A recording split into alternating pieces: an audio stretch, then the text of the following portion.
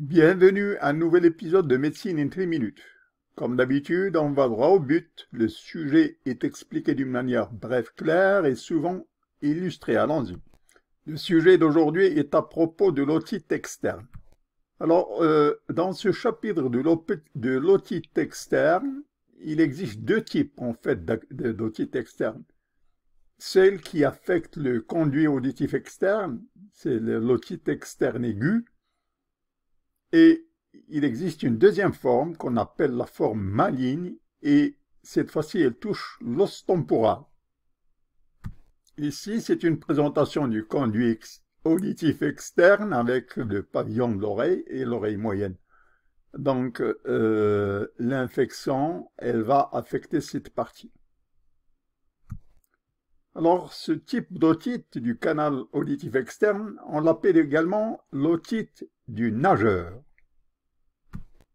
Pourquoi? Parce que l'eau est piégée à l'intérieur de l'oreille externe, du conduit auditif externe, et cela cause des infections bactériennes qui se manifestent par des prurites, des œdèmes, de la douleur et du pus. Alors ici, pour montrer que l'infection elle est en rapport avec le conduit auditif externe. Alors, les germes en cause, ici, c'est le Pseudomonas aeruginosa.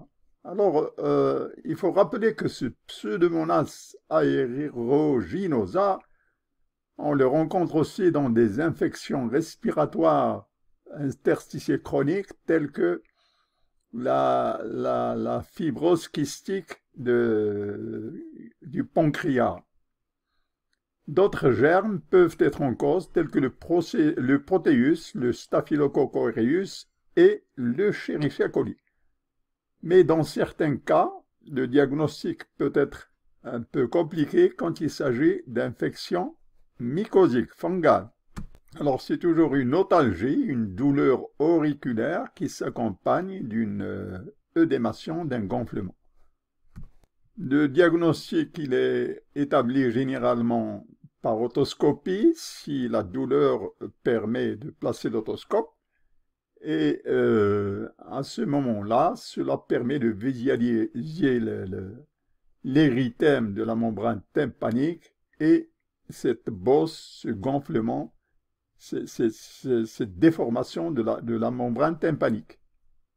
Alors, comment on traite cette otite du conduit auditif externe? Eh bien, par des antibiotiques en gouttes. À titre d'exemple, on peut utiliser la ciprofloxacine. Et en plus de ces gouttes antibiotiques, il faut additionner des gouttes corticoïdes. Alors maintenant, on va au second volet de l'otite externa, c'est l'otite maligne. Alors comme on a dit au début, c'est une ostéomyélite, mais qui affecte l'os temporal que voici. Alors la survenue de cette otite maligne, il existe un terrain prédisposant pour ce genre d'affection. C'est surtout les personnes âgées, chez les diabétiques et chez les personnes immunocompromises. Alors, comme dans l'otite externe, ici aussi, c'est le Pseudomonas aeruginosa, et comme dans la forme précédente, il peut y avoir, dans des cas spéciaux, une progression fongale. Alors, je voudrais insister sur la douleur, l'otalgie, mais c'est aussi sur un odorat fétide, avec une décharge, avec un pus qui est fétide. Alors, dans cette forme maligne, j'aimerais bien faire un petit rappel anatomique de l'oreille moyenne et montrer qu'à la base de l'oreille moyenne, il existe le foramen jugulaire avec la veine jugulaire, mais surtout avec trois nerfs crâniens dans le glossopharyngien, le 9, le vagus, le pneumogastrique et l'accessoire le 11. Alors ces trois nerfs peuvent être affectés dans la forme maligne et pour explorer ces nerfs, on utilise ce qu'on appelle le gag réflexe, le réflexe pharyngé, que voici. Ce réflexe, il permet d'explorer et le glossopharyngien et le pneumogastrique, les deux nerfs à la fois.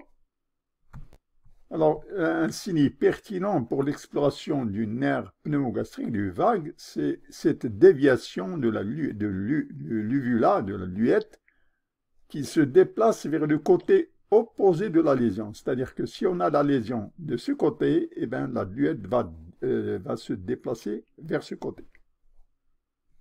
Alors, comment on traite cette forme d'otite? Alors, il faut d'abord, sur le plan diagnostique, faire un scanner de l'os temporal, ne pas oublier les cultures, et des fois, il faut une biopsie du canal auditif. Le traitement, il nécessite des antibiotiques, mais intraveineux cette fois-ci. La forme locale ne sont pas efficaces. Et à titre d'exemple, on utilise la fluoroquinolone ou ciprofloxacine. Merci d'avoir assisté à cet épisode de Médecine en 3 minutes. Voulez-vous cliquer le bouton like, d'adhérer à la chaîne si vous n'êtes pas encore, et vos suggestions sont toujours bienvenues. Merci.